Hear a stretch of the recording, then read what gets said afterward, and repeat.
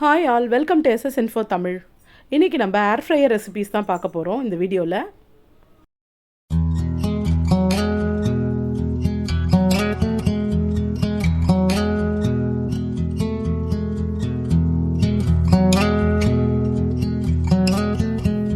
இந்த வீடியோ ஃபுல்லாகவே ஏர் fryer recipes தான் பார்க்க போகிறோம். எங்கள் வீட்டில் நாங்கள் செஞ்ச ரெசிபீஸ். ஏர் ஃப்ரையர் ரெசிபினாலே ஃபஸ்ட்டு ப்ளேஸ் வர்றது சிக்கன் ஃப்ரை தாங்க. நீங்கள் எந்த மெத்தடில் செஞ்சிங்கனாலும் சிக்கன் நல்லாயிருக்கும்.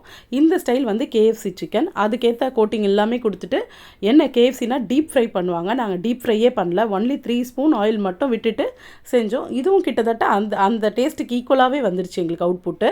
ரொம்ப சூப்பராக இருந்தது. டேஸ்ட் பண்ணி எல்லாருமே சாப்பிட்டோம், ரொம்ப விரும்பி நல்லா இருந்தது.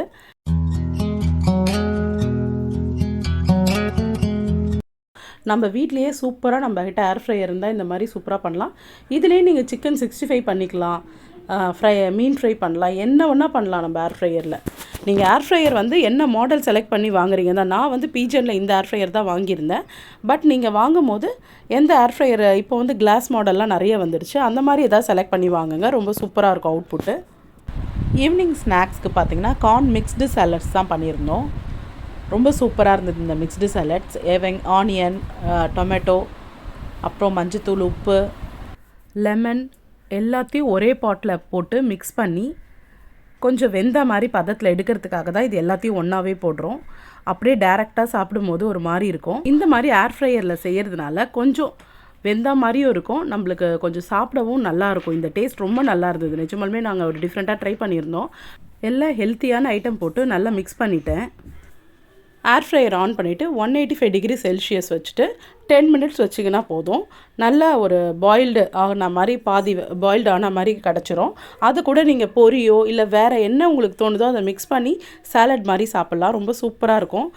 அதுக்கப்புறம் நெக்ஸ்ட்டு பார்த்திங்கன்னா இந்த வேர்க்கல்லையும் நீங்கள் வறுக்கிறதுக்கு அதுவும் 185 டிகிரி வச்சு 10 மினிட்ஸ் வச்சு எடுத்திங்கன்னா சூப்பரான வேர்க்கல்லை ரெடி ஆகிடும். நாங்கள் மல்டிக்ரெயின் பிஸ்கெட்டும் இதில் ட்ரை பண்ணோம். பிஸ்கெட்டும் ரொம்ப சூப்பராக இருந்தது.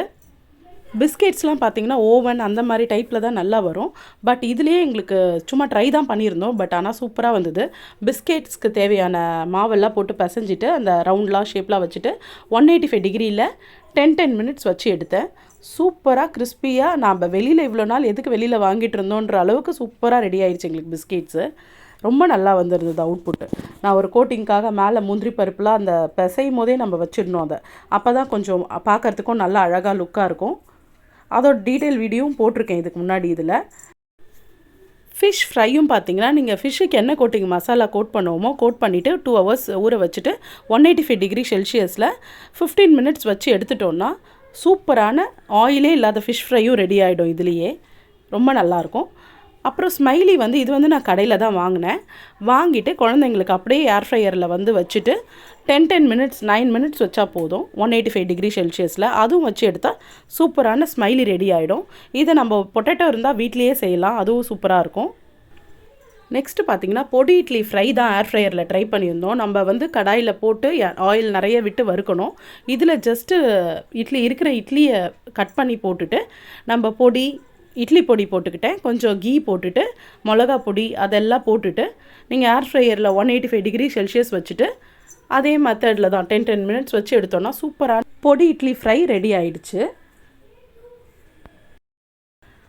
இது வந்து சிக்கன்லேயே இன்னொரு வெரைட்டி கெபாப் மாதிரி 65யும் இதே மெத்தட் தான். நீங்கள் இதே மாதிரி மசாலா கோட்லாம் கொடுத்துட்டு 185 டிகிரி செல்சியஸில் 190யும் வைக்கலாம். 200 வைக்க வேண்டாம். ஏன்னா பிளாஸ்டிக் கண்டெய்னர்ன்றதுனால. இது வந்து அலுமினியம் தான் நம்மளுக்கு கீழே இருக்கிறது. பட் உள்ளே எல்லாமே பிளாஸ்டிக். 200 செல்சியஸ் வரைக்கும் ஏர் ஃப்ரையரில் போக வேண்டாம், 185 டிகிரிலேயே வைக்கிறதா நல்லதுன்னு சொல்கிறாங்க. அதனால் இதுக்கு கோட்டிங்லாம் கொடுத்துட்டு நான் 185 டிகிரி செல்சியஸ் வச்சுட்டு 15 மினிட்ஸ் வைப்பேன். ஒரு டைம் 15 மினிட்ஸ் வச்சு முடிச்சதுக்கப்புறம் மறுபடியும் ஓப்பன் பண்ணி இன்னொரு பக்கமும் 15 மினிட்ஸ் வேக விடணும். சிக்கன்லாம் மட்டும் அந்த மாதிரி சிக்கன், ஃபிஷ்ஷு எல்லாமே அந்த மெத்தடில் வேக வச்சா தான் நல்லா கோட்டிங் வெந்து வரும். உங்களால் எவ்வளோ குவான்டிட்டி அதில் வைக்க முடியுமோ அந்த மாதிரி தான் வைக்கணும். ஒன்று மேலே ஒன்றுலாம் வைக்கக்கூடாது. சும்மா இந்த மாதிரி லைட்டாக ஆயில் கோட்டிங் கொடுத்தா போதும். ரொம்ப நிறைய ஸ்பூன்ஸ்லாம் தேவைப்படாது. அது கூட கொஞ்சம் அந்த கிறிஸ்பினஸ் ரொம்ப ஓவராகவும் கிறிஸ்பி ஆகிடுது. அதுக்காக நாங்கள் இந்த கோட்டிங் கொடுக்கணும். ஃபுல்லாக 0 ஆயில் இல்லாமல். சாலட்லாம் பார்த்திங்கன்னா நீங்கள் எந்த எண்ணெயும் யூஸ் பண்ண தேவையில்லை, அப்படியே நம்ம செஞ்சுக்கலாம். இதுக்கெலாம் நான்வெஜ்க்கெலாம் மட்டும் லைட்டாக கோட்டிங் கொடுத்தா போதும். ப்ரெட்டில் வந்து நம்ம ப்ரெட்டு எல்லா வெரைட்டி சீஸ் ப்ரெட் எல்லாமே இதே மெத்தடில் செய்யலாம். ரொம்ப சூப்பராக இருக்கும். சாலட் பிரெட் டோஸ்ட்டுக்கெலாம் 140 டிகிரி வச்சுட்டு 5 மினிட்ஸ் வச்சு எடுத்தால் போதும். சூப்பரான சீஸ் பிரெட் ரெடி ஆகிடும். உங்களுக்கு இந்த வீடியோ ரொம்ப யூஸ்ஃபுல்லாக இருந்திருக்கும்னு நினைக்கிறேன். Please subscribe and share the video. Thank you all.